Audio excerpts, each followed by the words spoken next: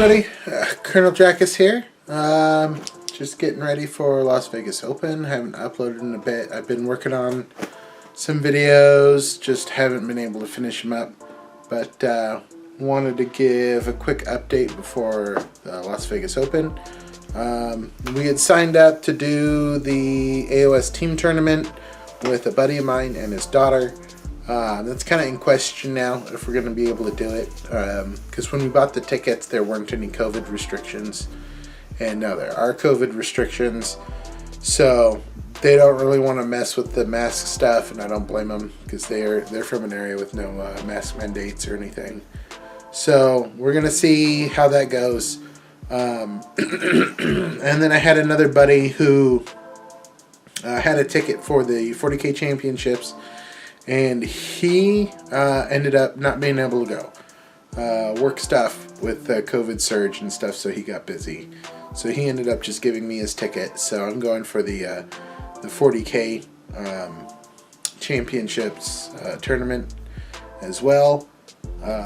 My initial thoughts for Sigmar was to bring ogres, but they're just not all finished painting and based, and it was going to take a lot of work to do it, so I think I'm going to end up taking Slaanesh along with my Slaanesh for 40K, so that way it's just one army, it's not two armies. Basically using a lot of the same models. Still got to work on figuring out a list for the AOS Slaanesh, just because I had one in mind, talking to some guys, it wouldn't be that great. So changed it up. My initial thought was 2 Keepers of Secrets, and like two or three units of Demonettes, and that was about it, I think, for the list. I haven't played a game with the new Slaanesh book yet, so I just kind of wing it. But I guess the Keepers of Secrets, I know they got bad. They're not that great anymore, but I guess they're just kind of relegated to a support role now. So, talking with a buddy online in the Slaanesh group on Facebook, and he suggested chariots. I've got quite a few chariots. I've got 2 exalted, 4 regular chariots, and then 2 flayers. And I made up a list where it was 2 exalted, or 2 blade blissbringers on exalted chariots for leaders, 4 regular chariots for battle lines, and then like 3 fiends. But I go and look in my box, and I've only got 1 exalted chariot painted. So I gotta drop that, find something else to fill the points, maybe drop the fiends to get extra points somewhere. Sigmar's kind of a pain in the butt for points, just because everything is so static. You can't just add 1 guy here or there to like a Demonette unit. You have to add them in the blocks of 10. So we're working on that. We're actually currently painting the terrain piece, because I've had it for a long time and it's been primed, but it hasn't been painted, so we're trying to throw some paint on it tonight before we leave. We're heading out early, 2 days early, that way we could get there, have a family day, use it as a vacation, and then also try to get in line and stuff for the GW preview. So we're doing that. I did change up my 40K Slaanesh list a little bit. I had 1 exalted chariot and 2 regular chariots in there before, and 2 fiends in 1 unit. I split the fiends, so now I've got 2 units of 1, just to kind of be annoying. Maybe tag a unit here or there, prevent them from falling back, or just jumping on an objective, hiding, rod. No, they can't rod, but they can engage on all fronts. So, just trying to do some things there. The chariots never really did much for me, so I took all 3 chariots out, and the points worked out so I could just add 30 more Demonettes. So last week I built and painted 30 Demonettes in a few hours of work. They look just as good as the other ones, really. But I don't have any more magnetized movement trays to kind of put them on. So I went and got some of the Apocalypse movement trays, and they're not great. I think I may end up putting like a metal sheet on the bottom. That way I could still have magnets and they kind of stick together. That might be a little bit better. But we gotta work with what we do. I changed up my Warlord from before. She had the Sinistrous Hand to heal, as well as the Soul Stealer Blade, which is the Relic Sword to heal as well. Took away the Sinistrous Hand and gave her a whip. And then one of my other keepers before I had with the Silver Strike, I think it was, that gave 2 extra attacks. And I took that away and gave that one the Relic Whip that auto wounds. So at -3, or AP3 and 2 damage. So that way my shooting was a little bit more effective, and now with the HQ having a whip as well, she's a little bit more shooting. So we've got 4 whips now, 1 on each keeper and Shalaxi Hellbane, and we lost the whips on the chariots because we took them out of the list.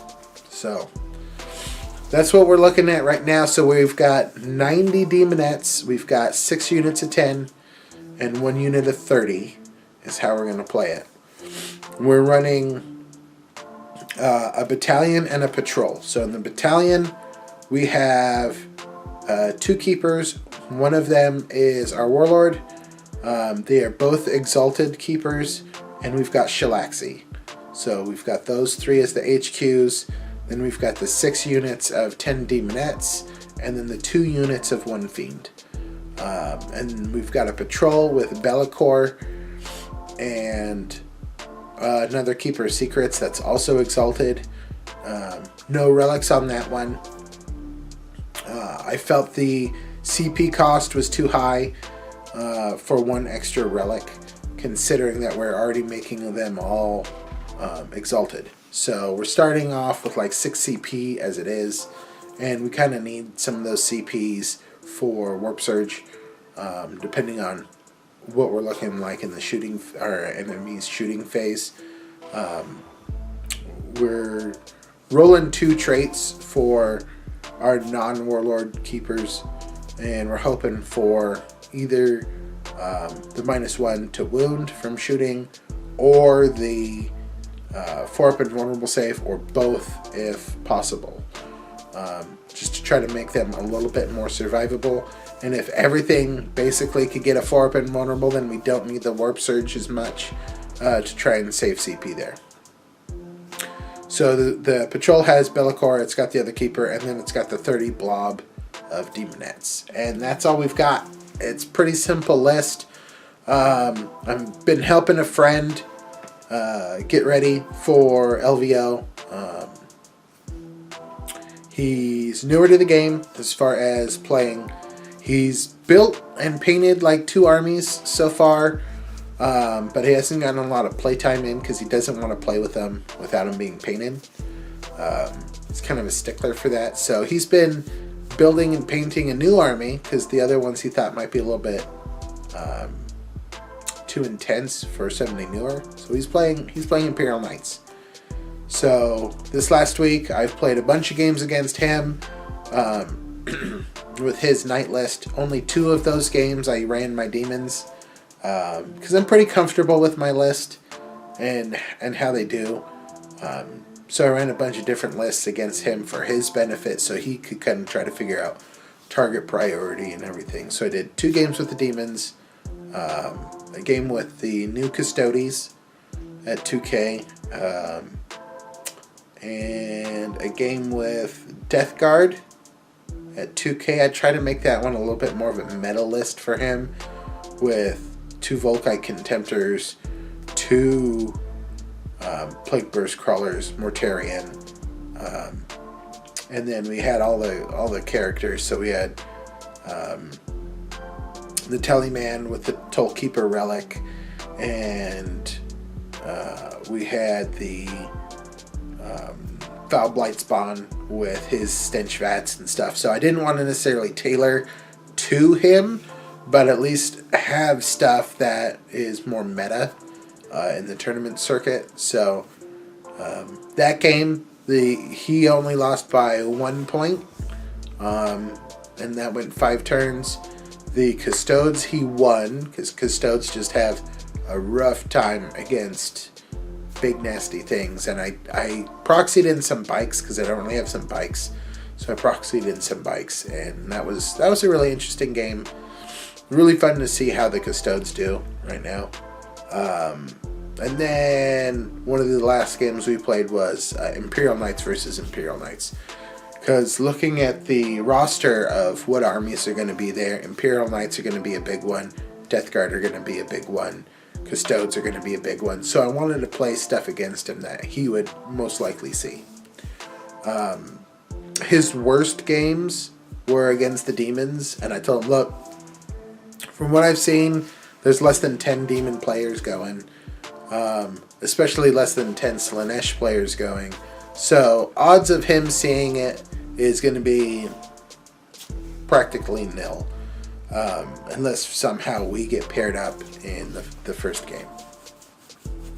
So from there, that's about it. We are just packing stuff up. I am just waiting for this paint to dry. Oh, dumped the camera here. Oh, where are we going? There we go. So, I'm just getting over COVID myself. Excuse me. So I just got over COVID. I got it at Christmas from some family members that were, already pre-poked. So we'll see how that goes. But we're gonna be out to have some fun, and I got the all clear from the doctor and everything. So we will hopefully see you guys in Vegas. And if you see me, come up, say hi. If you want. I think I'm a pretty nice guy. Some of my opponents don't necessarily think so. But actually, that's not true either. I've gone to some tournaments and gotten sportsmen quite a bit.